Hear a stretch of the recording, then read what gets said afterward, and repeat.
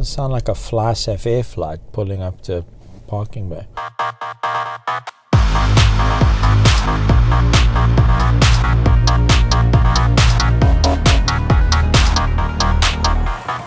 You join me out here in Milanshoogte, on Milanshoogte, beautiful road outside Cape Town.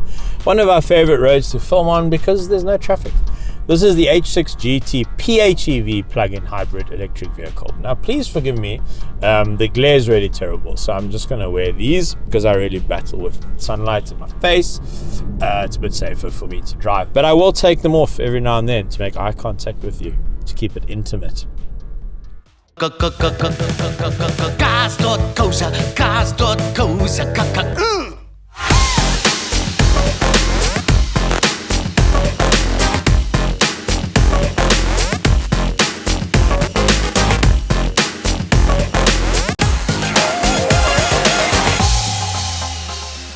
Right, this has essentially two drivetrains, a 1.5 litre turbocharged 4-cylinder motor, which is all connected in various complicated ways to a 35 kilowatt hour battery and an electric motor. It has 340 odd kilowatts, 760-ish Newton meters combined output. Now those are up to, it's a bit more complicated than that because it's all PHEV drivetrain ECU. It's very boring, but basically it has a lot of power. So should we see what it feels like to accelerate? 0 to 100 in 4.9 seconds, whereas the Golf 7R, 7.5, was 5 seconds if memory serves. So foot on the brake, it won't have launch control. ESC in operation, launch control. Hey, it does have launch control. What if I just take my foot off the brake? Okay. And 100. Jeez. This is like a sports PHEV. Wow, that was actually pretty fast. Okay, so robot to robot races, you should win.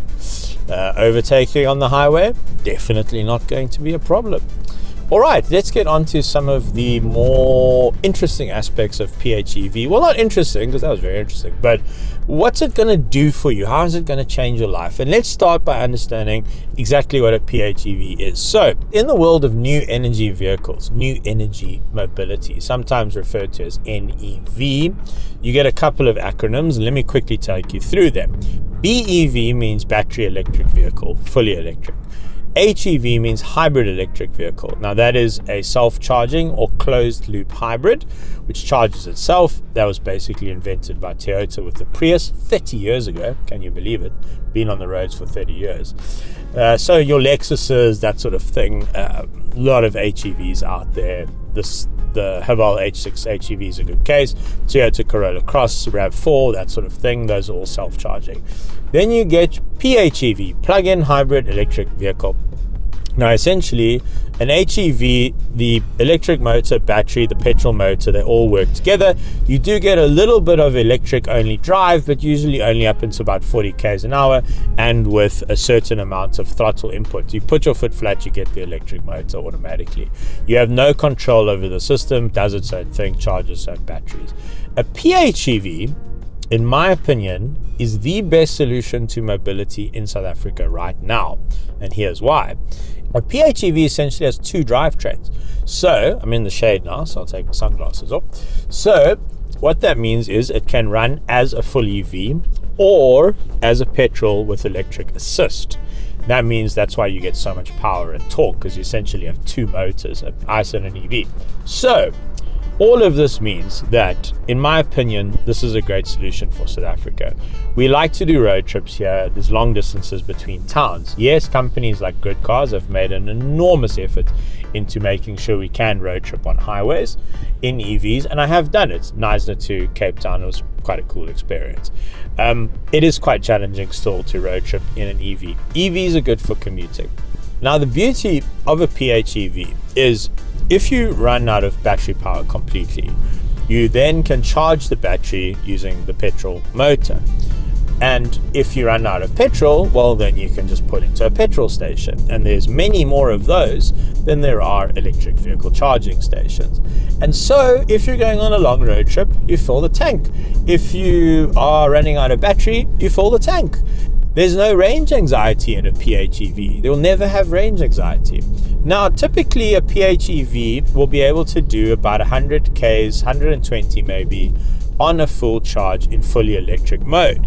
Newer PHEVs, more powerful ones like this, can cruise at over the highway speed, which means that they are perfect commuter vehicles. Now, the claimed range in fully electric for this H6 GT PHEV is 180 kilometers, which compares very favorably with most of the competition. Now, that means that if you get home at night, you charge your PHEV, you get a full battery in the morning, or like us, you have a charger at work, like we have at the Cars.co.za office, you charge while you're at work, and you always keep that battery topped up. It means that you can drive for up to 180 Ks on a charge without using a drop of petrol. So if you consider that the average commute in South Africa is 50 Ks, and let's say you do 60, 70 Ks with a school run or whatever the case may be, you can potentially drive this car every day without using a drop of petrol. And a very good friend of mine, a salesman at BMW down here, top salesman, he sold somebody an X330e, the new PHEV from BMW, which is brilliant, but also costs 1.4 million rand, and it won our Cars Awards this year, won its category. And one of his clients who bought this car sent him the data tracking from the BMW app, and on one tank of fuel, charging their car every day at home on a simple wall charger, nothing special, this client managed to do 2,350 kilometers on one 65 litre tank of fuel. And that is the beauty of PHEVs. However, the downside to PHEVs. One, the drivetrain is very complicated, and my concern is that out of warranty, they are not going to be worth much because they're just going to be horrendously expensive and difficult to repair. So that's one thing. So if you plan to keep the car for a long time, that is something to consider. However, as of recently, all Haval and GWM products now carry a stock standard 7-year, 200,000 kilometer warranty, a 7-year service plan, and an 8-year battery warranty up to 150,000 Ks. Now that is amazing backup. And if you buy through Thorpe in the Western Cape, they'll bump that up to 10 years for you free of charge. Now that is extremely good value. And so, in my opinion, I would buy this with confidence, knowing I've got 7 years of cover. If anything breaks, it's not my problem. And the thing is, from what I've heard and what I've read online, there's very few complaints about these drivetrains overseas where these cars have been on sale for a while. So, in my opinion, if you can spring the extra 120,000 for this over the ultra luxury HEV, and you're not too worried about resale values and keeping the car for a while, this is the one to have. You don't need anything terribly expensive in your house to charge it. You can charge it in malls, you can charge it at work, and then you will make massive fuel savings. In fact, the fuel savings potentially in this car will offset the price difference between the HEV and the PHEV, and that is a very, very rare thing outside the Chinese brands.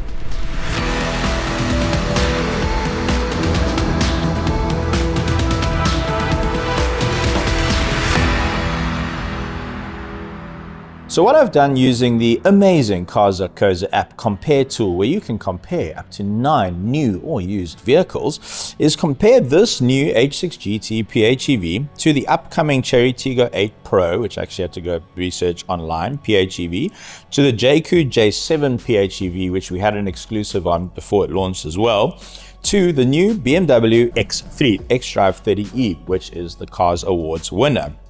Now let's start with pricing.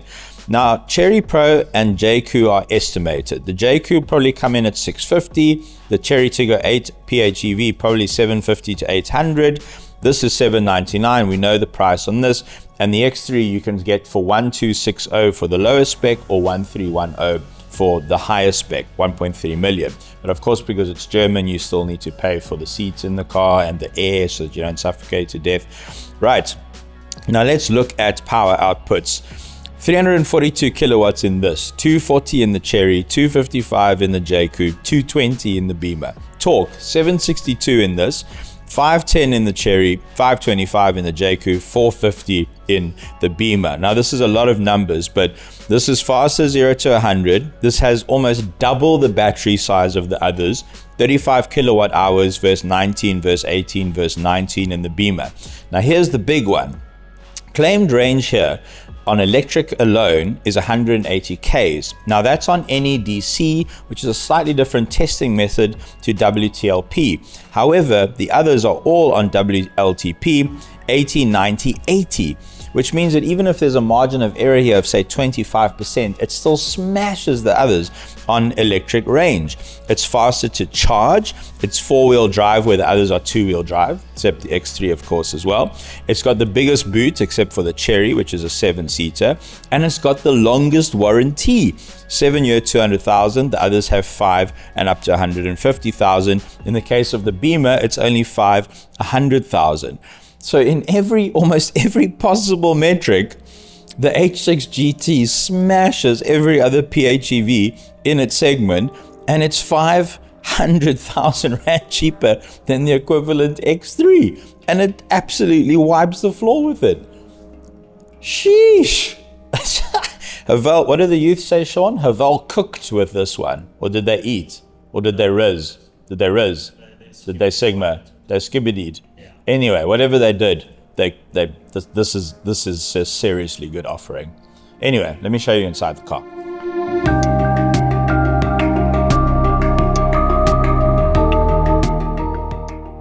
Right, let me take you through the interior of the H6 GT. Now, the H6 GT has not been facelifted, so this is the original interior you'd get in the non-PHEV version, which we reviewed on the channel. We'll put a link to that in the description below. Also, we have amazing written reviews on our site. Go check those out. We'll also put a link so you can find very in-depth reviews of all of these cars. Pretty much everything that hits the new South African market. If we haven't made a video, we've done a written review. Now, in terms of the aesthetic look and feel of the cabin in the GT, which is your sort of sporty H6, compared to a normal H6 like the ICE or the HEV model, is they've given it a little bit of a couple of sporty touches. So you've got this sort of carbon fibre look over here, which is actually quite nice, quite convincing. You've got this brushed aluminium dark over here. This looks very nice, and over here. And then all over the cabin, you have these touches of Alcantara. Over here, very, very nice. On the seat, you got a little bit on the door cards. It's actually very nice Alcantara, very premium. Then you got nice little touches like the GT embossed into the Alcantara, also very nice. Now, this thing is very, very well spec'd besides all the lovely finishes. You got heated and ventilated seats, for instance. You've also got traffic jam assist, so it'll crawl in traffic, it'll corner for you, lane keep assist, lane center keeping, tire pressure monitoring, dual zone climate control, panoramic sunroof. If we were to sit here and go through every single feature, this would be a half-an-hour long video. It probably will be. It'll be an hour-long video. But I mean, for instance, it'll even learn if you drive into your driveway forwards, it'll learn how you got in and reverse out for you. Genuinely, as far as I'm concerned, and as far as I know, having tested a lot of cars over the last 20 years, every single feature, safety, active safety, passive safety, 360 camera, luxury features, cruise control, 7 airbags, anything you can think of in any luxury car in South Africa is fitted in this car, all as standard for the purchase price. It's actually really impressive.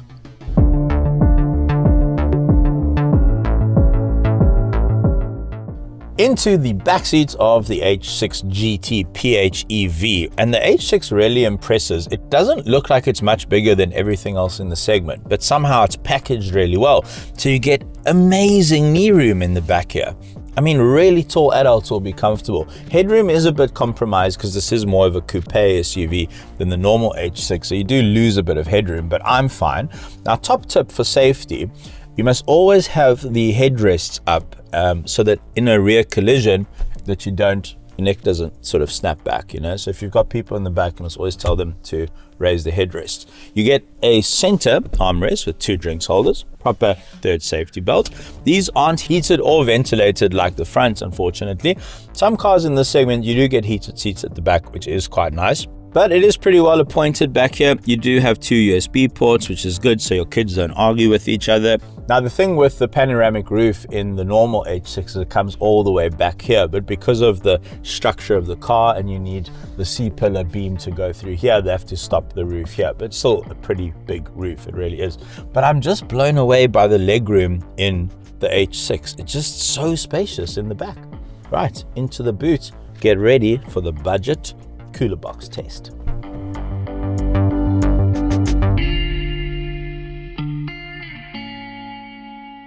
$996, $997, $998.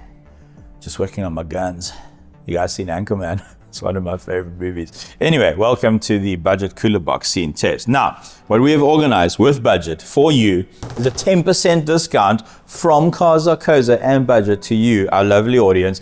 Click the link in the description below to get a quote or a callback from budget, or click the white thing that just popped up above my head. And you will go through to a call center, or they'll call you back, and you can get 10% off of your insurance premiums just by being a Cars.co.za audience member. We love you. That's why we do these things. Just don't call the call center and say, hey, I watched Chiro's video and Cars.co.za, give me 10% off, because they won't know what you're talking about. Right, onto the boot test. Now, the problem with hybrid drivetrains is there's a lot going on under here. You've got motors and batteries and all the rest of it. And so there's no spare wheel. You get an air compressor, which means you just call budget insurance. They send you a tow truck. Don't bother with all of that stuff. It's a massive faff. Then you also lose a lot of boot height. So let me show you how much you actually lose. So very, very rarely when we do these tests does the parcel shelf not get over the cooler box. So look at this, right? Now, it's not the end of the world because you can just sort of squeeze it under. And remember, in South Africa, to insure your goods in your car, the parcel shelf must be over the car in the case of a break-in, over your goods. So you really do need to be able to close the parcel shelf. It's very, very important. So it's not too bad. But keep in mind that if it's going to be your school run car or your holiday car, the boot is quite compromised. Now, in terms of charging your PHEV, you've got a few options, right? What will come standard with your car is one of these, which plugs into any wall socket. Now, this is basically known as a contingency charger or an emergency charger. However, if you don't have a point in your home, you can run this. It's just very slow. Probably charge the battery from 0 to 100 in like 8 to 12 hours, but you're never going to run your car to 0, maybe to 30%, and you always want to charge to 80% to preserve the life of the battery. So this is, you will get this as standard. What you'll also get as standard is a male to female plug, which goes into an AC charger like the one we have there.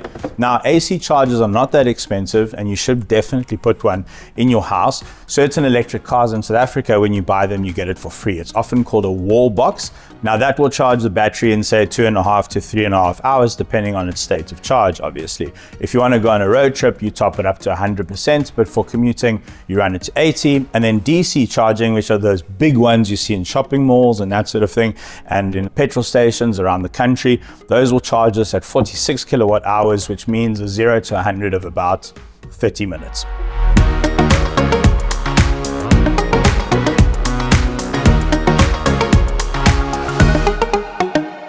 All right, driving impression. So the thing is, let me just get my driving position.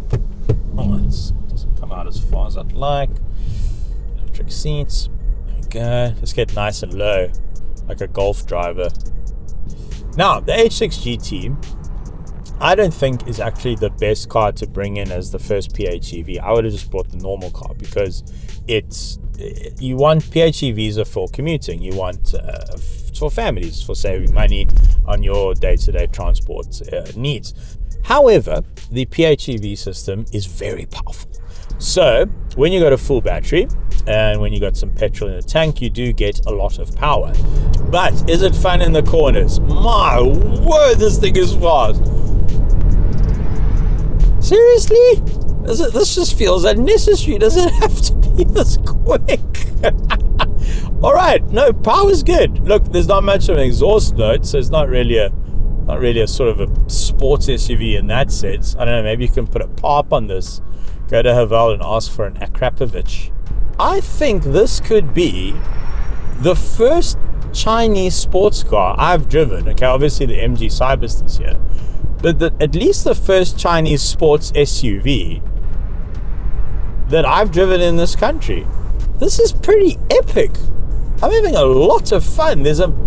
And because of that electric assist, you've got instantaneous torque. There's no turbo lag. It actually feels naturally aspirated. It feels a little closer to an EV actually than an ICE car. There's a little bit of engine note there. It's very quiet. Definitely needs a pop. Man, this is good in corners. It's obviously not. It's not like a sort of German sports SUV experience, but it's pretty damn close. But it's almost more fun because you have to manage the weight transfer. So when you're going into a corner, you have to sort of tip it in a little bit, load up the outside suspension, but it's pretty direct. There's a little bit of tire school there. Good torque vectoring from the torque management system, all-wheel drive. Okay, so here's my conclusion, Sean. This is actually very fun to drive. So if you want a fun car to drive, it's economical, can do EV driving and petrol driving, this is an excellent option. If you just want a commuter car, front-wheel drive, HEV, save yourself 150 grand and go for that. But this is a genuinely exciting car. Well done, Haval.